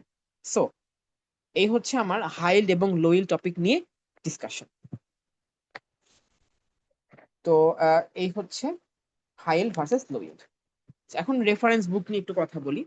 আমি আবার আমার স্ক্রিনে চলে যাই, ব্ল্যাক স্ক্রিন। আপনারা কোর্সে এনরোল করলে কোর্স থেকে কোর্স ম্যাটেরিয়াল পাবেন, অবশ্যই পাবেন। বাট আমি সাজেস্ট করবো আপনারা যেখানেই কোচিং করেন না কেন, যেখানেই পড়েন না কেন, অবশ্যই অবশ্যই একটা রেফারেন্স বুক আপনারা ইউজ করেন। যেহেতু আপনারা 51 বিসিএস কে টার্গেট করে আগাচ্ছেন, হাতে প্রচুর সময় আছে। যদি আপনারা ওভাবে সময় দিতে পারেন, আমি বলবো যে আপনাদের রেফারেন্স বুক, মানে ধরেন যে কেউ কেউ আছে যে এফসিপিএস দিবে, তারপর এমডি দিবে, এমডি দিতে দিতে নভেম্বর পর্যন্ত টাইম চলে যাবে, তাদের জন্য আমি অতটা জোর দিচ্ছি না। বাট যারা মোটামুটি টাইম পাবেন বলে জানেন বা টাইম দিতে চাচ্ছেন, ধরেন অনেকে আছে যে এবার এফসিপিএস দিতে পারবে কিন্তু এমডিএমএস দিতে পারবে না, তাদের জন্য তো পুরো 6 মাস পাক্কা টাইম আছে। বা যারা একটু টাইম দিতে পারবে তাদের জন্য আমি বলবো যে আপনারা প্লিজ একটা একটা করে রেফারেন্স বুক রাখবেন। সেটা রাখলে আপনার জন্য সুবিধা, আপনার প্রিপারেশন ভালো হবে। আচ্ছা, আমি যদি বলি বাংলা গ্রামার এবং বাংলা লিটারেচার, এই দুইটার জন্য আমি নিজে জয়কলির বই কিনে পড়েছিলাম। বাট আরেকটা ভালো বই আছে, এটা আমার সময় আমি ওভাবে আসলে খোঁজ নিইনি, কিন্তু আমার জুনিয়র অনেককে আমি পড়তে দেখেছি এবং বেশ ভালো গোছানো একটা বই। সমস্যা হচ্ছে অগ্রদূত একটু বেশি এক্সটেন্সিভ, সেই তুলনায় জয়কোটের একটু ছোট, সংক্ষিপ্ত করে লেখা। আমি পড়েছিলাম জয়কলি, এটা হচ্ছে আমার পার্সোনাল চয়েস ছিল। এখন আসি ইংলিশ গ্রামার এবং ইংলিশ লিটারেচার। আচ্ছা, ইংলিশ গ্রামারের জন্য আসলে আপনি যেটা করবেন, কয়েকটা বইয়ের নাম বলি। একটা হচ্ছে কমন মিস্টেকস ইন ইংলিশ, এই একটা বই আছে। এই বইয়ে প্রচুর পরিমাণে সেন্টেন্স কারেকশন আছে, প্রচুর পরিমাণে রাইট ফর্ম অফ ভার্ব আছে। এটা আপনারা এক সাইড থেকে পড়ে ফেলবেন, এবং এখানে আপনাদের প্রত্যেকেরই দৈনন্দিন জীবনে দেখবেন আপনারা হয়তো অনেক কিছু জানতেন কিন্তু কখনো মাথায় ছিল না, বা অনেক সিলি মিস্টেক হয়তো আপনারা না জানলে হয়ে যেতে থাকে, সেগুলো কারেক্ট হবে। আর এরপরে আপনারা কোয়েশ্চেন প্র্যাকটিস করবেন। শুধু English grammar is all about question practice. আপনারা লাইভ এমসিকিউ বা যে কোনো কোয়েশ্চেন ব্যাংক থেকে বারবার করে বেশি বেশি করে আপনারা কোয়েশ্চেন প্র্যাকটিস করতে পারেন। এই হচ্ছে ইংলিশ গ্রামার। ইংলিশ গ্রামারটা ওভাবে খুব আমি এক্সপেন্সিভ কোনো বই দিচ্ছি না, তবে হ্যাঁ আপনারা যে কোনো একটা রেফারেন্স বুক রাখতে পারেন। যেমন আপনারা চাইলে জয়কলির বই রাখতে পারেন। যেমন কিছু কিছু টপিক আছে, যেমন সিনোনিম, ইডিয়মস, এগুলো আপনারা একটু লিস্ট ধরে ধরে ইংলিশ গ্রামার থেকে পড়তে পারেন। আর ফার্দার আমাদের ক্লাসে আমরা সাজেশন দিয়ে দিব। আর ইংলিশ লিটারেচারের জন্য শরীফ শরীফুল ইসলাম স্যারের একটা বই আছে। এই বইটা আমি নাম বলে দিচ্ছি একটু পরে। শরীফুল ইসলাম স্যারের বই ইংলিশ লিটারেচার প্রিলিমিনারি বই, এ নামেই পাওয়া যায়। আরেকটা বই আছে লিট এক্সপার্ট। এই দুইটা যে কোনো একটা বই আপনারা কিনবেন, এরা ধরে ধরে পড়বেন, রাইটার ধরে ধরে পড়বেন। ইংলিশ লিটারেচারে জাস্ট কোন রাইটার কোন যুগের এবং ওই যুগের কোন কোন রাইটার আছে বোথ ওয়েতে পড়বেন, এবং প্রত্যেকটা রাইটারের একদম মোস্ট প্রমিনেন্ট 5-6টা বই, যে বইয়ের নাম মানুষ এক বাক্যে চিনে, সেগুলো আপনি অবশ্যই জেনে রাখবেন। আর কিছু লিটারেরি টার্মস অ্যান্ড জনরা আছে, এগুলো একদম হাই ইল্ড টপিক, এগুলো জাস্ট একটু মানে এই যে দেখেন literary terms and genre, literary terms and genre, এই টপিকটাতে এখানে কোনো মুখস্থের কিছু না, এটা জাস্ট মানে কোনটাকে সিমিলি বলে, কোনটাকে হাইপারবলি বলে, কোনটাকে মেটাফোর বলে, এই টাইপ কিছু কোয়েশ্চেন। এটা যাই হোক, এটা গেল। তারপরে হচ্ছে Bangladesh affairs, international affairs, geography, mental, sorry mental তো না, ইথিক্স। এই সবগুলোর জন্য আমি একটা বই কিনেছিলাম, বেসিক ভিউ, এবং আমি আমার মতো করে হাইল টপিক গুলো খুঁজে বের করে এখান থেকে পড়েছিলাম। আর এগুলোর জন্য, বিশেষ করে এই দুইটার জন্য প্রতিদিন নিউজ পেপার পড়ার অভ্যাস থাকতে হবে, টক শো শোনার অভ্যাস থাকতে হবে। সেই হ্যাবিট গুলো নিয়ে আমি সামনে আরো বলে দিচ্ছি, বাট আমি এই একটা বই থেকে মেনলি পড়েছিলাম বেসিক ভিউ। আচ্ছা, সায়েন্স। সায়েন্স হচ্ছে যে MP3, জর্জ ভাইয়ের MP3 বই, এটাই আমি পড়েছিলাম, এটাই খুব ভালো লেগেছে আমার কাছে। তারপর হচ্ছে আইসিটি, আইসিটির জন্য আমি পড়েছিলাম আলালস কম্পিউটার আওয়ার, আলালস কম্পিউটার আওয়ার। তারপর আসি আমি ম্যাথ এবং মেন্টাল। ম্যাথ, ম্যাথ নিয়ে আমি একটু বলতে চাই, যেহেতু রিটেন এবং প্রিলি খুব অল্প সময় ব্যবধান এখন হয়, the best thing to do is to prepare for written math. Written ম্যাথটা যদি প্রিপারেশন নিয়ে ফেলতে পারেন, তারপর আপনারা শুধু লাইভ এমসিকিউ থেকে এমসিকিউ ম্যাথ শুধু প্র্যাকটিস করবেন, দেখবেন যে 90% আপনারা এমনিই পারছেন। তো রিটেন ম্যাথের জন্য আমি বলবো, আমি যেটা নিজে রিটেনের সময় পড়েছিলাম, আশরাফুস ম্যাথ ককটেইল, এই বইটা আপনার একদম ফার্স্ট টু লাস্ট প্রত্যেকটা অঙ্ক করবেন একবার করে হলেও, এবং যে অঙ্কটা আপনি ফেস ভ্যালুতে প্রথমবার একবারে পারছেন না সেটা একটা দাগায় রাখবেন, পরে যখন রিভিশন দিবেন আপনি শুধু ওই অঙ্কটাই আবার করবেন। এরপর আপনি যখন বইটা শেষ করে ফেললেন রিটেনের কথা চিন্তা করে, তারপরে আপনি জাস্ট লাইভ এমসিকিউ থেকে preliminary topic wise math solve করবেন, দেখবেন যে আপনি মোর দেন এনাফ 100% ম্যাথ আপনি টাচ করতে পারছেন। তবে লাইভ এমসিকিউ থেকে প্র্যাকটিসটা অবশ্যই করার জরুরি। কেন? কারণ রিটেনের ম্যাথ আপনি তো লিখে লিখে করতে হয়, কিন্তু প্রিলির ম্যাথ তো আপনার লেখারও জায়গা নেই, ও তো লেখার টাইমও হয় না। সো ওই ম্যাথটা করার জন্য একটু মেন্টাল স্পোর্টটা বা মেন্টাল এক্সারসাইজটা একটু অন্যভাবে হতে হয়, অত এক্সটেন্সিভলি চিন্তা না করে টু দা পয়েন্ট চিন্তা করতে হয়। এজন্য লাইভ এমসিকিউতে সময়ের মধ্যে পরীক্ষা দেওয়ার প্র্যাকটিসটা করতে হবে, বা যে কোনো model test. Mental ability,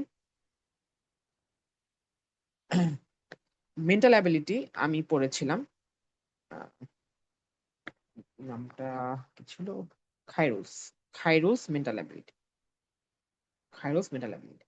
mental অ্যাবিলিটির সুবিধা হচ্ছে যে প্রিলিতে আর রিটেনে মেন্টাল অ্যাবিলিটি একই জিনিস, জাস্ট প্রিলিতে 15 মার্কের আসে আর রিটেনে 50 মার্কের আসে, একই জিনিস একই সিলেবাস একই বই।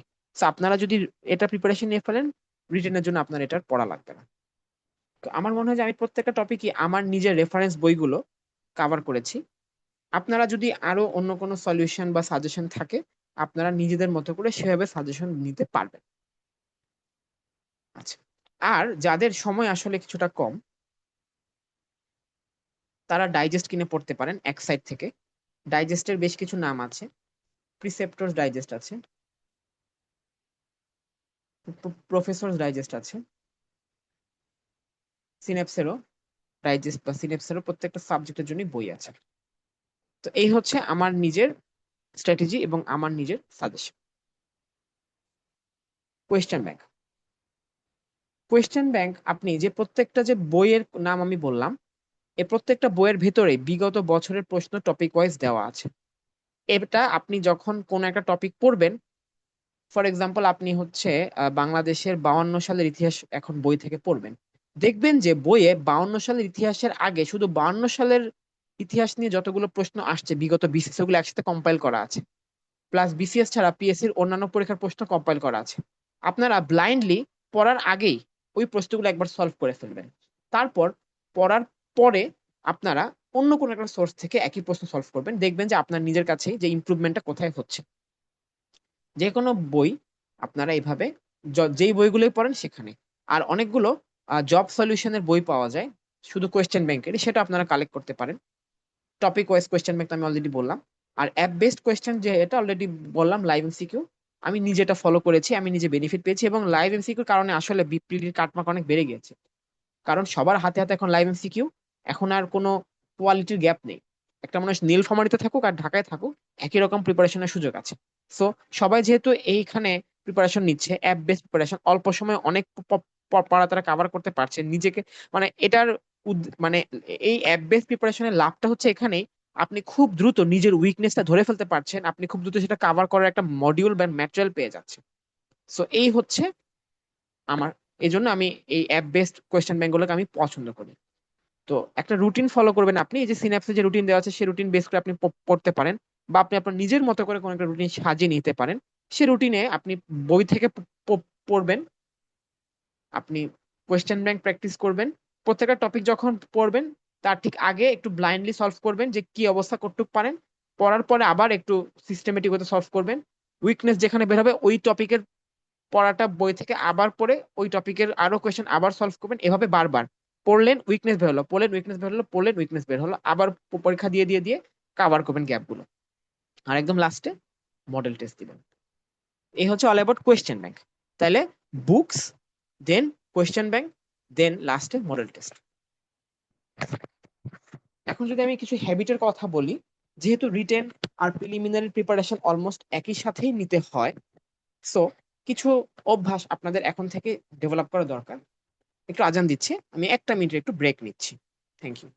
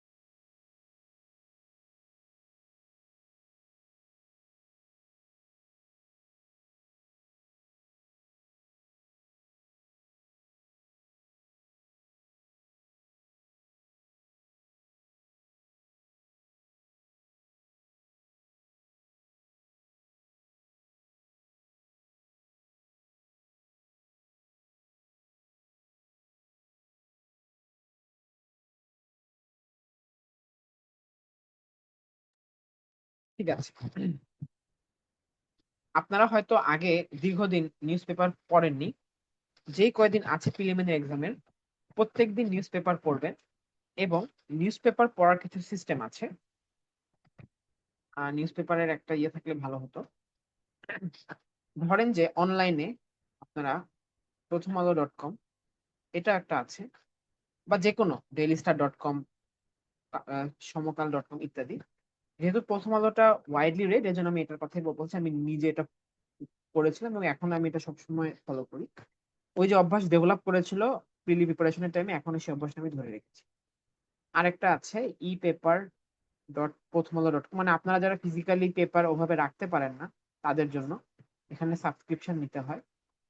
আর আরেকটা আছে যে একদম ফিজিক্যাল পেপার রাখা, এটা হচ্ছে বেস্ট সলিউশন। ফিজিক্যাল পেপার রাখা, পেপার প্রথম আলো এবং ডেইলি স্টার, এই দুটো আমি সাজেস্ট করছি। এই দুটার আমি পলিটিক্যাল বা ওদের আইডিওলজিক্যাল অ্যাসপেক্ট নিয়ে কিছু বলছি না, ওটা নিয়ে অনেকেরই রিজার্ভেশন থাকতে পারে। আমি জাস্ট কেন এদের নাম বললাম, এদের লেখার ধরনটা একটু পরিমিত, মানে ল্যাঙ্গুয়েজটা একটু পরিমিত, পরিশীলিত, এবং টু সাম এক্সটেন্ট এরা কিছুটা মধ্যম পন্থায় লেখালেখি করে। দুই সাইডের ডিসকাশনই এদের লেখায় পাওয়া যায় যে কোনো ইস্যু। এবং এদের লেখার যে ধরনটা, এই লেখার ধরনটা পড়তে আরাম, এবং আপনি যখন পরীক্ষার খাতায় লিখবেন এই লেখার ধরনে ফলো করে লিখলে আপনার জন্য লিখতে সুবিধা হবে। এজন্য আমি এই দুইটা পত্রিকা সাজেস্ট করছি। আপনারা যেই টপিক, মানে আপনারা ডেইলি পেপার পড়বেন, পেপার খুঁটায় খুঁটায় পড়ার দরকার নাই। টপিক দেখলে আপনারা বুঝবেন যে এই টপিকটা সাম্প্রতিক একটা গুরুত্বপূর্ণ টপিক, এই টপিকটা থেকে প্রিলিতে কোয়েশ্চেন আসতে পারে, এই টপিক থেকে রিটেনে কোয়েশ্চেন আসতে পারে, এই টপিকটা একটা হাইলি ডিবেটেড টপিক, এই টপিকটা একটা হাইলি অপিনিয়নেটেড টপিক, এই টপিকটা থেকে বাংলাদেশ, এই মানে মানে এই যে টপিকটা, এই যে ইস্যুটার জন্য বাংলাদেশের উপর ভালো প্রভাব বা খারাপ প্রভাব আসতে পারে, এই ইস্যুটার সাথে বাংলাদেশ বেশ ভালোভাবে জড়িত। এই টপিকগুলোই হচ্ছে আপনি আহ মানে পিক করবেন এবং ওই নিউজগুলো আপনি পড়বেন এবং ওই নিউজগুলো আপনি রেগুলার ফলো আপ করবেন। এই হচ্ছে এই স্টাইলে পড়া। এবং আপনি যখন নিউজ পড়বেন পাশাপাশি আপনি অনলাইন টক শো দেখতে পারেন, ইংলিশে, বাংলায়। এবং টক শোতে আপনি দেখবেন যে কারো কারো কথা শুনলে খুব বিরক্ত লাগছে, তার কথা শুনে আপনার পছন্দ হচ্ছে না, আপনি না, আপনার নিজের আইডিওলজি আপনি যায় না, সেটা আপনি আরো বেশি করে দেখবেন। কারণ হচ্ছে কি, আপনার নিজের আইডিওলজি বা আপনার নিজের থিঙ্কিংটাকে যখন চ্যালেঞ্জ করা হবে, তখন ওই টপিকের আরো ভিতরের নলেজ গুলো আপনার মাথায় চলে আসবে। হয়তো একটা টপিক আপনি একভাবে ভাবেন, একটা টপিকের সলিউশন আপনি একভাবে ভাবেন, অন্য যে সলিউশনটা বা অপোজিট যে থটটা, সেটা হয়তো আপনি কখনো ভাবতে চান না, শুনতেই চান না। কিন্তু পরীক্ষার খাতায় আপনাকে এভাবে ওয়ান সাইডেড লিখলে চলবে না। পরীক্ষার খাতায় রিটেনে আপনাকে লিখতে হবে একটু ডিপ্লোম্যাটিক ওয়েতে, দুই দিকের টপ মানে ইস্যুগুলাই উল্লেখ করে। এজন্য দুই দিকের আর্গুমেন্টই আপনাকে উল্লেখ করতে হবে। ফর এক্সাম্পল, আপনি যদি ইরান ইউএস কনফ্লিক্ট নিয়ে লেখেন, as a Muslim, as a Bangladeshi, হয়তো মেজরিটি আমরা ইরানের সাইডটাই আমরা মনে প্রাণে ধারণ করি। কিন্তু যদি আপনি ডিবেট করেন, আপনি যদি পলিটিক্যাল টক শো করেন, আপনাকে ইরানের ভালো খারাপ দিকগুলো যেমন চিন্তা করতে হবে, ইউএস এর ভালো খারাপ দিকও যেমন চিন্তা করতে হবে, এর জন্য কোন সিচুয়েশনের জন্য কে দায়ী, কোনটার হিস্টোরিক্যাল অ্যাসপেক্ট কি, এবং এখনকার সমস্যা থেকে বের হতে কে চাচ্ছে কে চাচ্ছে না, এবং বাংলাদেশের উপর এটা প্রভাব কি, সবগুলো আপনার জানতে হবে। এজন্য আপনি ইরান সেন্ট্রিক আল জাজিরা যেমন আপনি দেখবেন, ঠিক তেমনি আপনি ইউএস সেন্ট্রিক আপনার ফক্স নিউজও দেখতে হয়। হয়তো কোনোটাই পুরোপুরি সত্য নিউজ আপনাকে দিবে না, কিন্তু আপনার দুটোই জানতে হবে। কারণ দুটো জেনে আপনার একটা ফুল নলেজ সিনথেসিস করে সেভাবে আপনার নিতে আসতে হবে। আর আপনি যদি বলেন যে এই যে অনলাইন, সরি, এই যে ইন্টারন্যাশনাল পলিটিক্স বা ইন্টারন্যাশনাল নিউজ বোঝার জন্য বই পড়লে হবে, নাকি এই যে নিউজ পেপার বা টক শো বা বিভিন্ন ভিডিও দেখতে হবে, আমি যেটা বলবো, শুধু বই পড়লে আপনি শুধুমাত্র বুক রাইটারের নলেজটুকু আপনি নিতে পারতেছেন। এবং বাংলাদেশি বুক রাইটার গুলো যদি খুব ট্রুলি এন্ড সিনসিয়ারলি চিন্তা করেন, নট ভেরি মাচ এনরিচ। তারা চ্যাট জিপিটি থেকে বা বিভিন্ন জায়গা থেকে বা তারা অন্য কোনো নোট থেকে কপি করে করে এতদিন ধরে বই লিখে আসছে। সো ওইখান থেকে নলেজটা আপনাকে খুব একটা এনরিচ করবে না। সবচেয়ে ভালো হবে আপনি নিউজ পেপার পড়লেন, আপনি টক শো করলেন, আপনি আপনার বন্ধু বান্ধবদের সাথে জিনিসগুলো নিয়ে আলাপ আলোচনা করলেন এবং নিজে চিন্তা ভাবনা করলেন যে এই সমস্যাটার রুট কি, এই সমস্যাটা কোথায় যে ঠেকতে পারে, বাংলাদেশ কিভাবে এই সমস্যা দ্বারা এফেক্টেড হতে পারে, বাংলাদেশের এখানে কোনো করণীয় আছে কিনা, এই সমস্যার কোনো সলিউশন আপনার কাছে আছে কিনা। এভাবে আপনি যদি প্রত্যেকটা টপিক চিন্তা করেন, আপনি এই টপিক নিয়ে নিজেই 10-15 মিনিট ফ্রি হ্যান্ড রাইটিং যেমন করতে পারবেন, 10 মিনিট এটা নিয়ে আপনি লেকচারও কাউকে দিতে পারবেন, গল্প গুজব করতে পারবেন। এবং পরীক্ষার হলে বিশেষ করে রিটেনে যখন একটা বাউন্সার কোয়েশ্চেন আসে, যেটা হয়তো আপনি কোনো বইয়েই পড়েননি, খুব অল্প সময়ের মধ্যেই 2-3 মিনিটের মধ্যে আপনি এটা নিয়ে একটা অ্যান্সার গুছিয়ে ফেলে আপনি লিখে ফেলতে পারবেন। এটা আপনাকে রিটেনে যেমন হেল্প করবে, আপনাকে ভাইভাতে প্রচন্ড রকমের হেল্প করবে। এই হচ্ছে, এই জন্য আমি বারবার এই ওপেন নলেজের উপর আমি ফোকাস করছি। তারপর হচ্ছে এই যে এটা আমি অলরেডি বলে ফেলেছি, যেই টপিকই যখন আপনি দেখবেন, শুনবেন, জানবেন, পড়বেন, নিজে একটু চিন্তা করবেন যে কেন হচ্ছে, কি হতে পারে, এবং আপনার নিজের একটা অপিনিয়ন যে এটা সামনে কোন দিকে যেতে পারে, প্রেডিকশন করলেন একটা, এবং সে প্রেডিকশনটা কিরকম হয়, ফলো আপ করলেন, কেন আপনার প্রেডিকশন মিললো বা মিললো না সেটা নিয়ে ভাবেন। এগুলো কিন্তু বেশি টাইম কনজিউম না, it is all about mental practice. এটা যে অনেক সময় সাপেক্ষ সেটা না। এটাকে প্রেশার মনে করলে আপনি কিন্তু এটা করতে পারবেন না। প্রেশার মনে করলে মনে হবে যে এত কিছু আমি কখন করবো। বাট আপনি যদি এটাকে একটা হবি হিসেবে নেন, যে ইন্টারন্যাশনাল পলিটিক্স, ইন্টারন্যাশনাল অ্যাফেয়ার্স কিভাবে, বা ন্যাশনাল পলিটিক্স কোন দিকে যাচ্ছে, কি হচ্ছে, এটা যদি আপনি রেগুলার ফলো করেন, রেগুলার অপিনিয়ন জেনারেট করেন, রেগুলার প্রেডিক্ট করতে থাকেন, তাহলে আপনি এটা নেশায় বুঁদ হয়ে যান। তারপর media consumption in English as much as possible.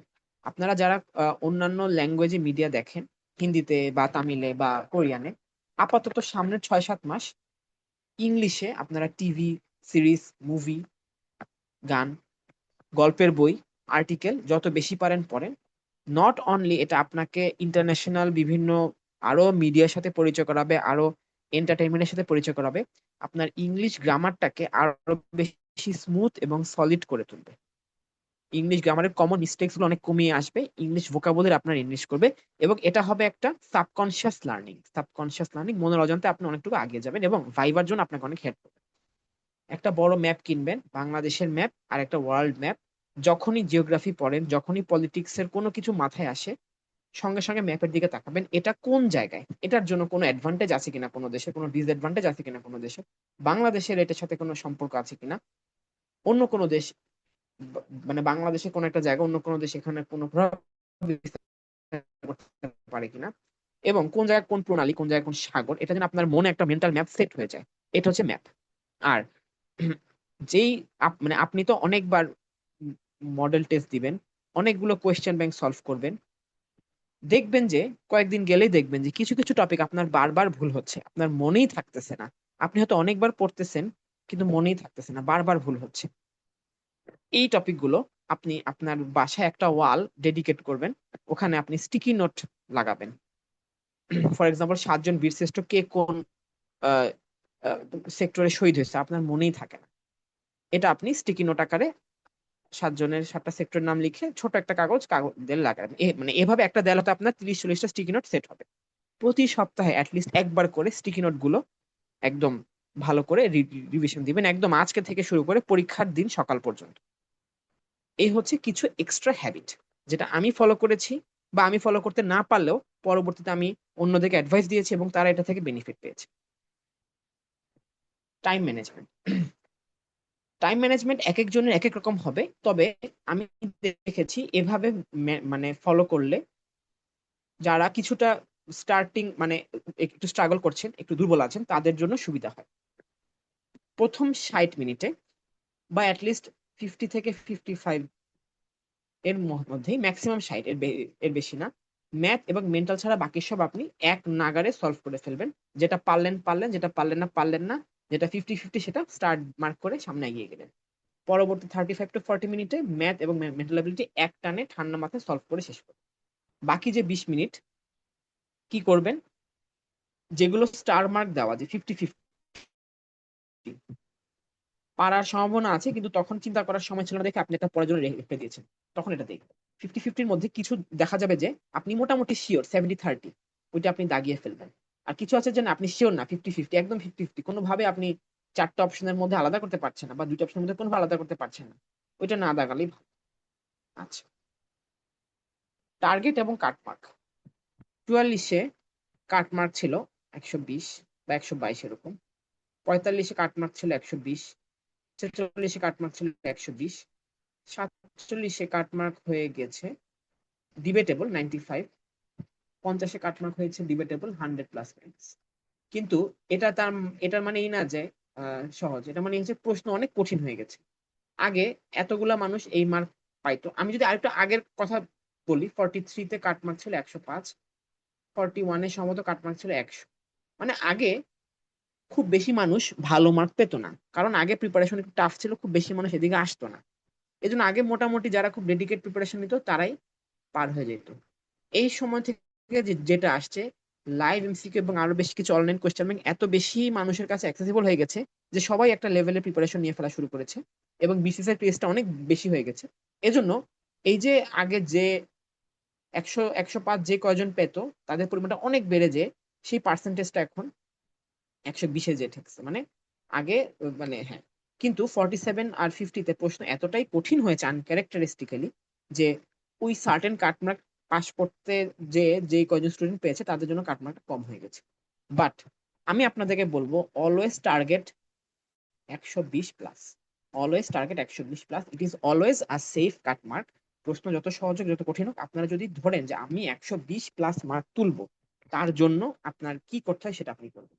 অনেকে আছে যে অনেক দাগায় অনেক ভুলও হয়, মানে ওরা বেশি দাগাইতে হয় ওদের। মানে ধরে ফর এক্সাম্পল আমি যদি বলি, ওরা হয়তো শিওর হয় 90টা দাগায়, বাকি যে 80টা, ধরেন ওরা 80টা দাগায়, এই 80টার মধ্যে ওদের 50টা ঠিক হয়, 30টা ভুল হয়, তাহলে 160 থেকে 15 বাদ গেলে ওদের থেকে 145। এভাবে অনেক বড় একটা ইয়ে করে। আবার যদি আমি বলি 80টার মধ্যে 40-40, তাহলে ওরা 130 মাইনাস 10, 130 মাইনাস 20, 110, মানে এভাবে ওরা কারেক্ট করলো। তো অনেকে আছে যে অ্যাকুরেসি একটু লো, ওদের ক্ষেত্রে এভাবে অনেক বেশি আমি দাগাতে পারবো, 160-70টা। বাট যারা মোটামুটি হাই অ্যাকুরেসি, মানে আপনি যদি 130টা দাগান, আপনি মোটামুটি শিওর যে আপনি 120+ কারেক্ট করতেছেন, তাদের ক্ষেত্রে একটু একটু কম দাগালেও। বাট এক্সাম হলে আপনি অবশ্যই 120 যেন পান, এভাবে আপনি প্রিপারেশন নেবেন, এভাবে আপনি সমস্ত মডেল টেস্ট। আমি একটা মিনিট একটু।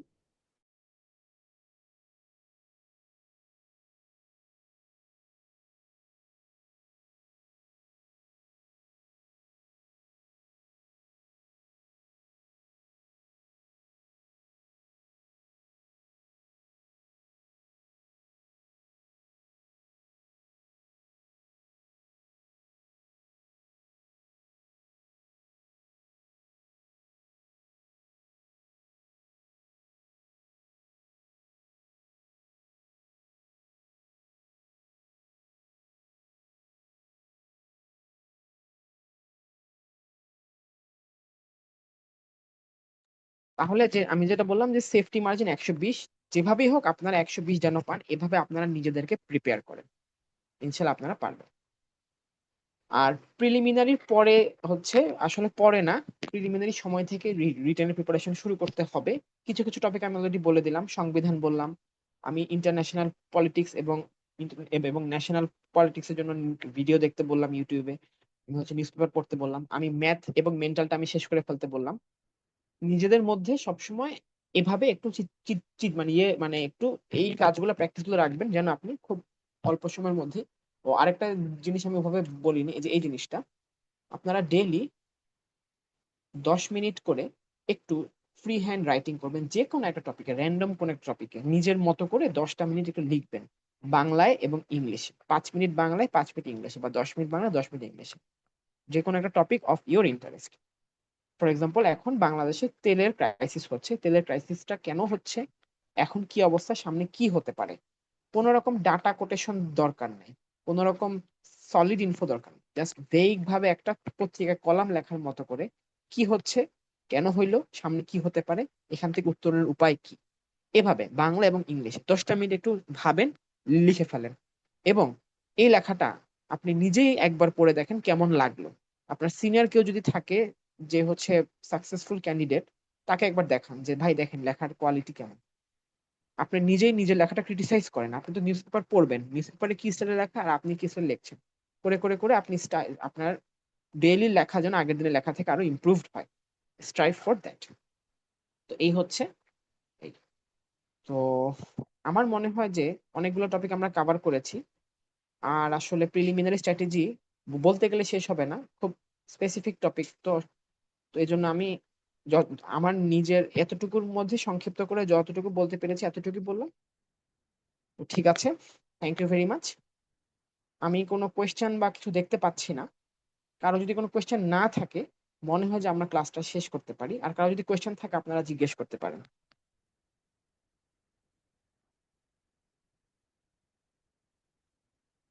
আচ্ছা, যদি কোয়েশ্চেন না থাকে, তাহলে আমি আমার আমার আজকের ক্লাসটা বা টপিকটা এখানে শেষ করে দিচ্ছি।